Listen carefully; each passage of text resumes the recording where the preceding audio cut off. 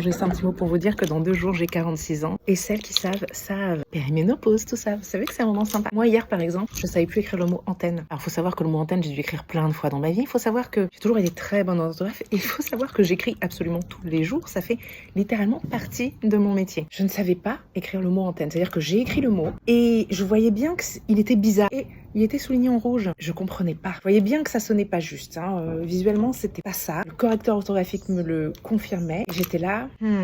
Donc c'est pas avec un E au début. Ah non, c'est un A. Ok. Je réécris le mot en entier. Il y a toujours une faute. Je vois qu'il y a un truc pas normal. J'ai mis EI pour faire le son N. J'ai finalement compris. Je me dis non, c'est pas ça. Et je pensais que c'était bon. C'est bon. Accent. Non, c'est pas ça.